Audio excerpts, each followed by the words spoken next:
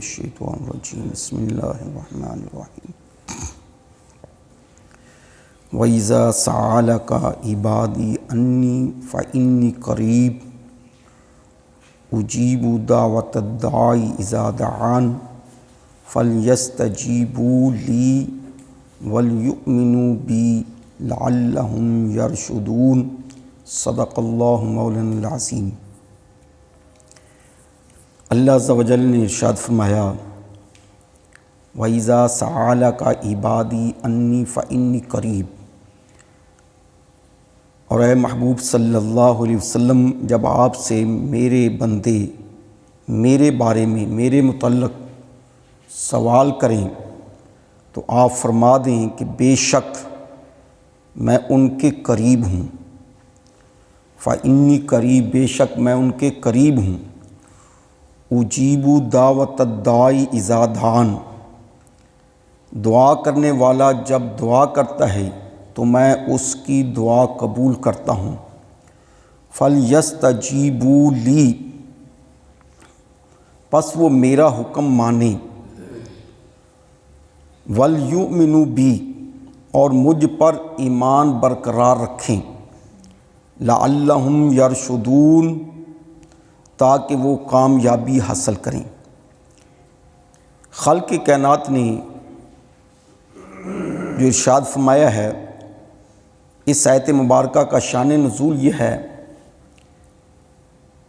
کہ صحابہ اکرام پیارے مصطفیٰ صلی اللہ علیہ وسلم سے سوال کرتے ہیں کہ ہمارا رب کہاں ہے، تو رب کائنات نے یہ آیت مبارکہ نازل فرمائی کہ آپ کا رب دور نہیں ہے بلکہ قریب ہے۔ اسی طرح دوسرا اس کا شان نزول لکھا ہے کہ جب یہ آیت مبارکہ نازل ہوئی، مجھ سے دعا کرو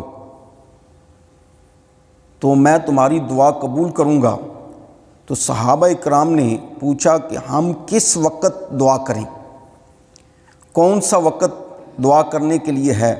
تو یہ آیت مبارکہ نازل ہوئی جب میرے بندے آپ سے میرے متعلق سوال کریں تو بتائیں کہ میں قریب ہوں، جب بھی وہ دعا کریں، جس وقت بھی وہ دعا کریں، میں ان کی دعا کو قبول فرماتا ہوں۔ تو شرط آگے یہ بتا دی فَلْيَسْتَجِيبُوا لِي، چاہیے کہ وہ میرا حکم مانیں۔ وَلْيُؤْمِنُوا بِي، اور مجھ پر ایمان برقرار رکھیں۔ دعا جو ہے ان کی قبول ہوتی ہے جو میرا حکم مانیں اور مجھ پر ایمان برقرار رکھیں۔ جب وہ دعا کریں گے تو اس وقت ان کی دعا جو ہے وہ قبول ہوگی۔ ہمارے اندر یہ تھوڑی سی جلد بازی ہوتی ہے کہ ہم نے جو دعا کی ہے وہ فوری قبول ہو، اگر اس کا ثمر نہ ملے تو ہم کہتے ہیں ہماری دعا جو ہے وہ قبول نہیں ہوئی۔ پیارے آقا علیہ الصلوۃ والسلام نے فرمایا کہ دعا کو جو ہے وہ مانگتے رہو، تمہاری دعا جو ہے وہ رد نہیں ہوتی بلکہ اس کا ثمر جو ہے، اس کا پھل جو ہے وہ قیامت کے روز تمہیں مل جائے گا۔ اگر عارضی طور پہ وہ پھل نہیں ملا، آپ کی نظروں کے سامنے وہ نہیں مل رہا، تمہیں یہ محسوس ہوتا ہے کہ دعا ہماری قبول نہیں ہوئی، تو پیارے آقا علیہ الصلوۃ والسلام نے فرمایا کہ وہ قیامت کے روز تمہیں اس کا پھل ضرور ملے گا، اس کا ثواب تمہیں ضرور عطا کیا جائے گا۔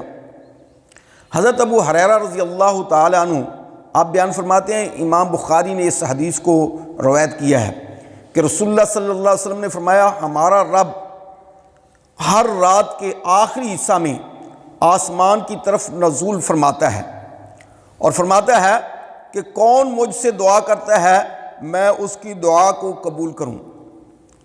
یعنی ہر رات یہ ندا ہو رہی ہوتی ہے، خالق کائنات کی رحمتوں کا نزول ہو رہا ہوتا ہے اور فرما رہا ہوتا ہے کہ کون ہے جو دعا کرے اور میں اس کی دعا کو قبول کروں، کون ہے مجھ سے سوال کرے اور میں اس کو وہ عطا کروں، یعنی جو کچھ مانگے میں اس کو دوں، اور کون ہے مجھ سے مغفرت طلب کرے اور میں اس کی مغفرت کر دوں۔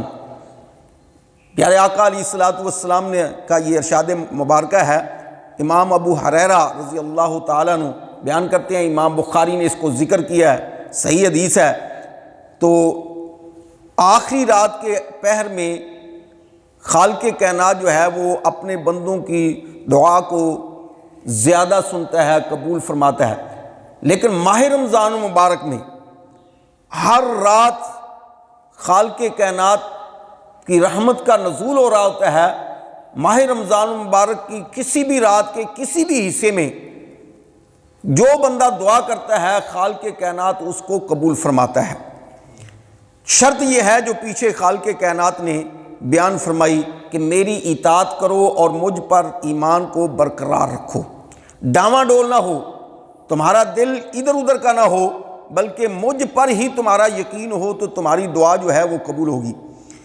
حضرت انس بن مالک رضی اللہ تعالیٰ عنہ آپ فرماتے ہیں کہ پیارے آقا علیہ الصلوۃ والسلام نے ارشاد فرمایا، الدعاء مخ العبادہ، کہ دعا عبادت کا مغز ہے۔ جب عبادت کر لو تو پھر دعا کرو۔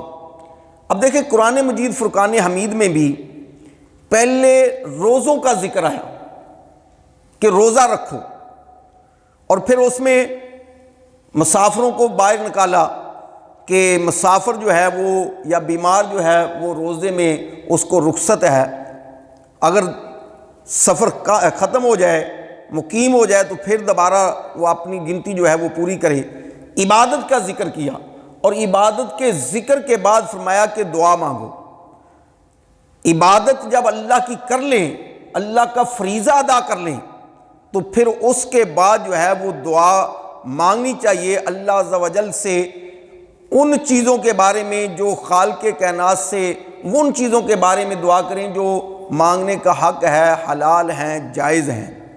وہ چیزیں خالق کائنات سے مانگیں، مغفرت مانگیں، جنت مانگیں، جہنم سے دوری مانگیں۔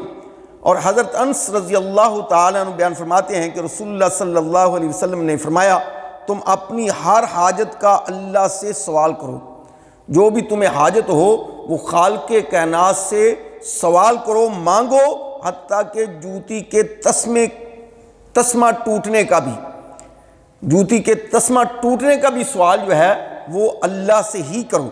اور اسی طرح حضرت ابو ہریرہ رضی اللہ تعالیٰ عنہ بیان فرماتے ہیں کہ رسول اللہ صلی اللہ علیہ وسلم نے ارشاد فرمایا، جو شخص اللہ سے سوال نہیں کرتا اللہ اس پر غضبناک ہوتا ہے۔ جو رب سے مانگتا نہیں تو خالق کائنات اس پر غضبناک ہوتا ہے۔ تو اس لیے رب کائنات سے مانگنا چاہیے۔ مانگتا وہی آدمی ہے جو عاجزی اور انکساری کرتا ہے، اور جو عاجزی اور انکساری نہیں کرتا، اکڑ کر رہتا ہے، اس نے کیا مانگنا ہے؟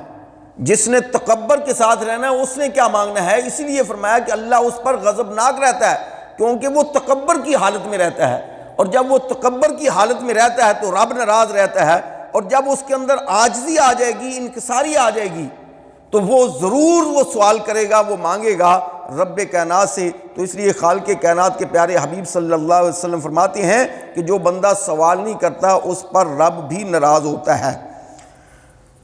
حضرت ابو ہریرہ رضی اللہ تعالیٰ عنہ بیان فرماتے ہیں کہ رسول اللہ صلی اللہ علیہ وسلم نے فرمایا، جس شخص کو اس سے خوشی ہو کہ اللہ سختیوں اور مصیبتوں میں اس کی دعا قبول کرے، دعا کو سختیوں اور مصیبتوں میں قبول کرے، تو وہ شخص عیش اور آرام میں اللہ عز و جل سے بکثرت دعا کرے۔